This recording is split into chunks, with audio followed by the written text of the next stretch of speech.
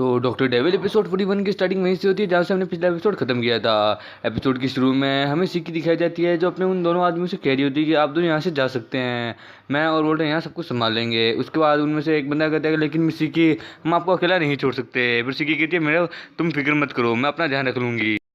फिर सिक्की अपने मन में कहती है कि ये कितना अजीब है वोल्टन, तुम बहुत अजीब हो, तुमने सब कुछ भले ही मैनेज कर लिया, तुमने हमारे ऊपर तो 3 कंडीशन रखी है, उनमें से 2 कंडीशन है उस लड़की के ऊपर भी है, पर ऐसा क्यों। फिर वोल्टन उसे डराते हुए कहता है फू को कि फू तुझे आग से खेलने का बहुत शौक है ना, तुझे खतरों से खेलने का बहुत शौक है ना, तो ठीक है चल आजा बबू, अब मैं तेरे साथ खेलता हूँ, अब मैं देखता हूँ कि तू क्या करता है मेरे साथ। फू अपनी दया की भीख मांग रहा होता है, वो कहता है मिस्टर वोल्टन प्लीज़ आप मुझे छोड़ दीजिए, प्लीज़ प्लीज़ मैं आपसे माफ़ी मांगता हूँ, प्लीज़ मुझे माफ़ कर दीजिए, मुझे यहाँ से जाने दीजिए, प्लीज़ प्लीज़ मुझे यहाँ से जाने दीजिए, मैं आपसे आपके पैरों में गिर के माफ़ी मांगता हूँ। वो वोल्टन कोई रिस्पॉन्स नहीं देता। फिर वोल्टन ने साइड में पड़े एक लोहे के पाइप को उठाता है, वो कहता है हाँ ये परफेक्ट है, हाँ ये चलेगा इसकी गांड में घालने के लिए। फिर वोल्टन के हाथ में उस लोहे के पाइप को देख के उसकी फटके 4464 हो जाती है। वो कहती है कि मिस्टर वोल्टन प्लीज़ मुझे माफ़ कर दीजिए, मैं आगे से कभी भी ऐसा नहीं करूँगा, प्लीज़ प्लीज़ मुझ पर भरोसा कीजिए, मैं आगे से कभी भी ऐसा नहीं करूँगा। फिर फू बैठा होता है और शिकी और वोल्टन खड़े होते हैं। शिकी अपने दोनों आदमियों से कहती है कि इसे खोल दो, इसकी रस्सियों को खोल दो। और फिर फू अपने मन में सोचता है कि ये मेरी रस्सियाँ खोल रहा है, ठीक है यही मेरे पास बहुत बढ़िया मौका है, जैसे ये मेरी रस्सी खोलेगा मैं यहाँ से पूरी ताकत से फ्लैश की स्पीड में यहाँ से भाग जाऊँगा, इन्हें मैं दिखाई भी नहीं दूंगा, भले मैं कितना ही मोटा हूँ पर मैं बहुत ज़्यादा तेज़ हूँ। वो वहाँ से भाग रहा होता है, वोल्टन स्माइल कर रहा होता है, वो वोल्टन की स्माइल को देख के पहचान जाता है कि इसके दिमाग में कोई ना कोई खुरापाती आइडिया चल रहा है।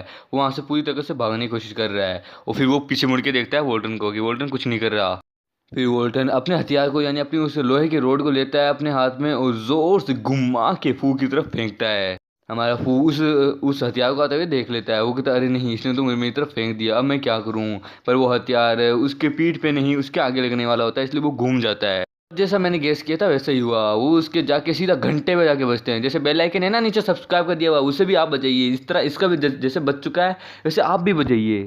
और फिर वोल्टन वहाँ आता है एकदम स्कैरी फेस बना के, एकदम अरे बाप रे बहुत भयानक लग रहा होता है। और फू नीचे ज़मीन पे गिरा होता है, वो दया की भीख मांग रहा होता है कि मुझे जाने दो प्लीज़, मैं तुम्हारे आगे भीख मांगता हूँ।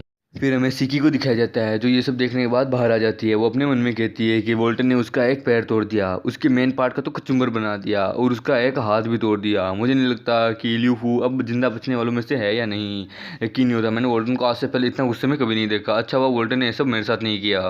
फिर अचानक से पीछे से वोल्टन आ जाता है, वो कहता है हे छोटी बच्ची, मुझे इस वक्त तुम्हारी मदद की ज़रूरत है, मुझे लियू फू के फादर को फ़ोन करके सब कुछ बताना है, इसलिए मुझे तुम्हारी मदद चाहिए। और ये सुनने के बाद सिकी की और ज़्यादा फटके चौसठ हो जाती है। वोल्टन के हाथ और मुंह के ऊपर खून लगा होता है, खून से सड़ा होता है। वोल्टन कहता है कि मैं जानता हूँ ये तुम कर सकती हो, तुम मेरा ये काम ज़रूर करोगी।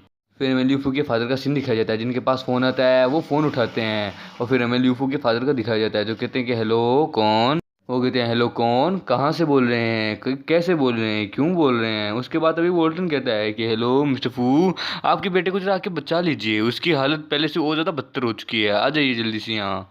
फिर हमें पुलिस की कार और एम्बुलेंस की कार को दिखाया जाता है जो वहाँ पे पहुँच चुकी होती है। और फिर सीनियर ऑफिसर और शाओमी दोनों ल्यू फू को देख के हैरान होते हैं। वो कहते हैं अरे बाप रे इतनी बहरे में से किसने ठोका हो रे, अरे बाप रे इसका तो मेन पार्ट का कचुम्बर ही बना दिया, अरे रे रे रे। दोनों की हालत बहुत ज़्यादा ख़राब होती है इस तरह की डेड बॉडी देख के। फिर हमें उन सबको दिखाया जाता है, वोल्टन, सिकी और शाओमी, और वहाँ पे डॉक्टर भी आते हैं, वो ल्यू फ्यू की बॉडी को लेके जा रहे होते हैं। और तभी वहाँ पे ल्यू फ्यू के फादर आते हैं, वो कहते हैं बेटा तुम्हारी हालत किसने की, मुझे बताओ, मैं उसका बुरा हाल कर दूंगा। अभी वोल्टन पीछे आता है लीफू के फादर के, वो कहता है कि हेलो एक्सक्यूज़ मी मिस्टर फू, ये मैंने ही किया है, मैंने ही हूँ जो आपके बेटे की ये हालत की है, आपको बात करनी है तो मुझसे बात कीजिए। और वोल्टन की आवाज़ सुन के वो बहुत ज़्यादा घबरा जाते हैं। वॉर्टन कहता है कि शुक्र मनाइए कि मैंने आपके बेटे को मारा नहीं, अगर क्या हो अगर मैंने उसके मेन पार्ट के साथ साथ उसके थोबड़े का भी वही हाल करता जो उसके मेन पार्ट का करता तो पक्का कहना वो अब तक मर चुका होता, पर शुक्र मानिए मैंने उसको मारा नहीं। और फिर ल्यू फू का फादर सीनियर ऑफिसर को भी चिल्ला रहा होता है कि आप ऐसे पकड़ते क्यों नहीं, इसने खुद ने अभी अभी अभी अपना गुनाह कबूल किया है, इसने ही है मेरे जो बेटे को मारा है, प्लीज़ आप इसे अरेस्ट कीजिए, इसे कड़ी से कड़ी सजा दीजिए, इसे सजाए मौत दीजिए, अगर पैसा कम पड़े तो मुझसे ले लीजिए। और सीनियर ऑफिसर ल्यू फू के फादर की इस चीज़ से परेशान हो जाते हैं, वो कहते हैं कैप्टन चैंग प्लीज़ आप ही संभालिए, कैप्टन चैंग प्लीज़ आप इस चीज़ को हैंडल कीजिए। फिर शाओमी कहती है कि मैं तुमसे अभी सब ये सब कुछ रोकने को कह रही हूँ, अपने आप को देखो तो सही, तुमने सब कुछ खत्म कर दिया, अब मुझे तुम्हें गिरफ्तार करने के अलावा और कोई मौका नहीं छोड़ा तुमने, चलो मैं तुम्हें प्रिजन में लेके चलती हूँ। फिर वोल्टन कहते हैं कि हाँ ठीक है, वैसे भी मैं यहाँ बोर हो चुका हूँ, चलो मैं प्रिजन में चलने के लिए तैयार हूँ, वैसे भी अगर तुम वहाँ हो तो मैं तुमसे वहाँ अपने रिश्ते की बात भी कर लूँगा, हम दोनों की शादी की बात भी कर लूँगा। शाओमी को थोड़ा शक होता है, वो कहता है क्या ये इतनी जल्दी ये इतनी आसानी से अच्छा बनने की कैसे कोशिश कर रहा है, ये इतना अच्छा बिहेव कैसे कर रहा है, मुझे तो कुछ गड़बड़ लग रही है। तभी डॉक्टर ल्यूफू के फादर को कहते हैं कि मिस्टर फू प्लीज़ आप हमें माफ़ कर देना, आपके बेटे की हालत बहुत ज़्यादा ख़राब है, उसे बहुत भयंकर तरीके से मारा गया है, मुझे नहीं लगता कि ये बच पाएगा, मुझे नहीं लगता है कि ये बच पाएगा, ये ज़रूर मर ही जाएगा। फिर तभी ल्यूफू का फादर डॉक्टर के गले पकड़ लेता है, यहाँ गिरेबान पकड़ लेता है। वो कहता है कि तू साले तू क्या मजाक कर रहा है क्या, तुझे किसी भी हालत में मेरे बेटे को बचाना होगा, तुझे जितना पैसा चाहिए उतना ले, पर मेरे बेटे की जान बचा ले यार प्लीज़। और बोल्टन वोल्टन हंस रहा होता है, वो अपनी बेड़ी पकड़ के, वो कहता है चलो फाइनली मेरा मौका आ ही गया, चलो अब मैं भी अपनी चांस पे डांस कर लेता हूँ। और फिर वोल्टन कुछ करने वाला होता है, ये देख के शाओमी और डॉक्टर हैरान होते हैं, और ल्यूफू के फादर को कुछ समझ नहीं आ रहा था कि ये बंदा करने क्या वाला है, और जो करने वाला है वो हमें आगे के एपिसोड में पता चलेगा। तब तक के लिए बाय बाय। और अगर आप लोगों ने वीडियो यहाँ तक देख लिए तो गाइस यार क्या कर क्या रहे हो, अरे वीडियो को लाइक करो, नहीं तो प्लीज चैनल को सब्सक्राइब करो, कमेंट ठोको, भरा भरा एकदम भर भर के कमेंट ठोको यार, किस चीज़ का इंतजार करो, कमेंट ठोकने में तुम्हारा क्या खर्चा लग रहा है।